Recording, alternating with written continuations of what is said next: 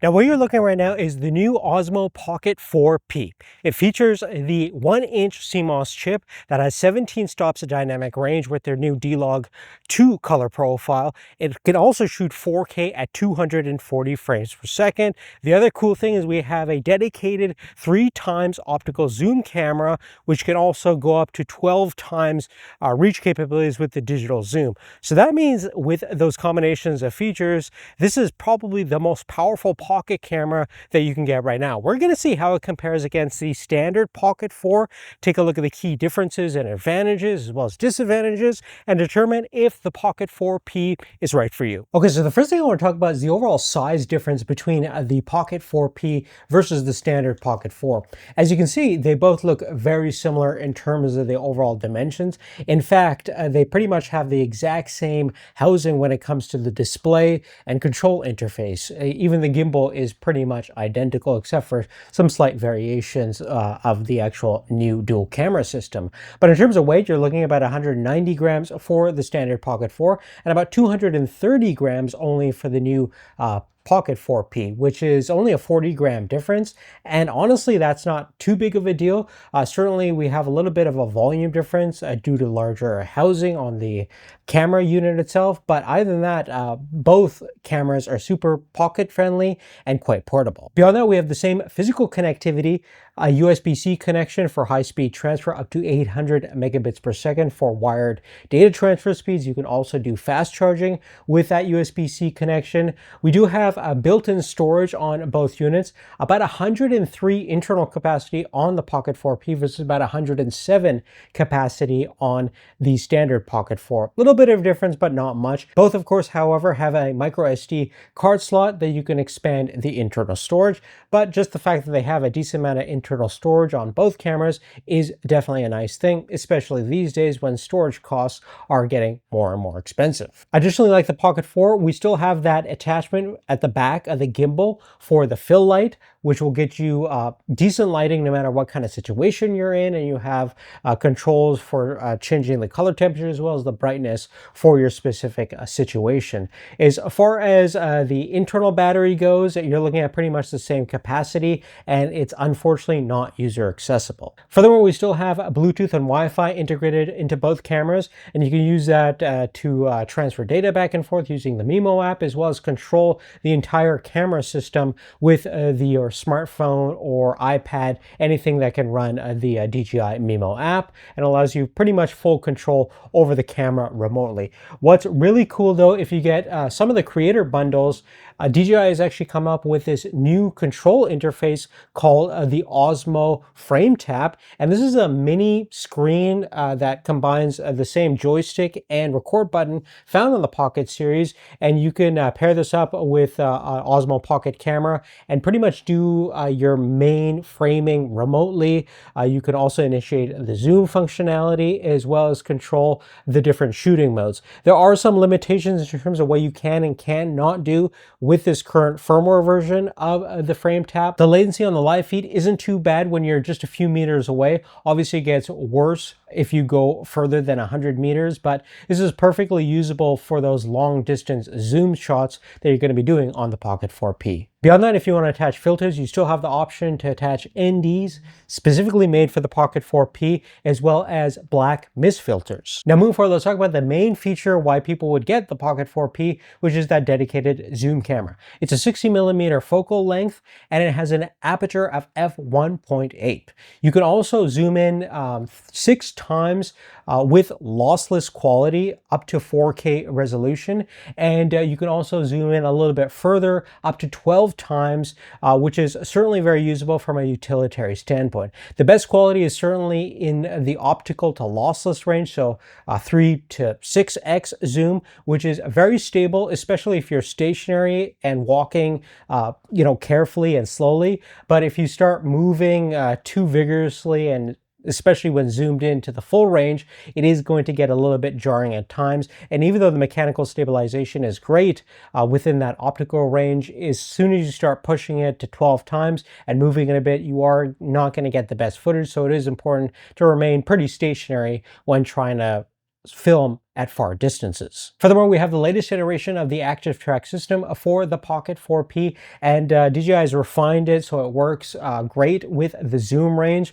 all the way up to 12 times. And I did find the reliability and consistency of the tracking performance is definitely improved, especially for occlusion tracking. So if you're away from the camera and get hidden away and then come back in, it does a great job of reacquiring that subject. You also have things like registered subject tracking, so it'll prioritize specific faces that you've registered in the camera, especially in a multiple group situation. You also get the ability to use the gesture control, so if you bring out your palm with an open face, it will start actively tracking your face. A peace sign will automatically stop and start recording, which works flawlessly and is pretty handy. Now, as far as the main wide camera, the Pocket 4P has a very similar configuration to the standard Pocket 4.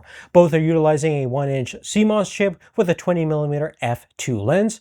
And when you shoot in the standard picture profile, you're going to notice that the image quality is very similar across the board in terms of color dynamics. But as soon as we shift into the new D-Log 2 color profile, we have a dramatic shift in terms of image quality. We have up to now 17 stops of dynamic range versus 14 stops with the standard D-Log color profile found on the Pocket 4. And that's going to not only unlock better overall shadow and highlight retention, but the skin tones and overall color science I think is greatly improved for a more pleasing image and one that's easier to grade. Furthermore, the low light mode has also slightly improved. I did find better details in the shadows with less overall noise on the Pocket 4P, but both are a significant upgrade from the previous generation Pocket 3 in terms of low light. Now, certainly one of the biggest selling feature of the Pocket 4 when it came out was the 4K 240 frames per second slow motion capture capabilities.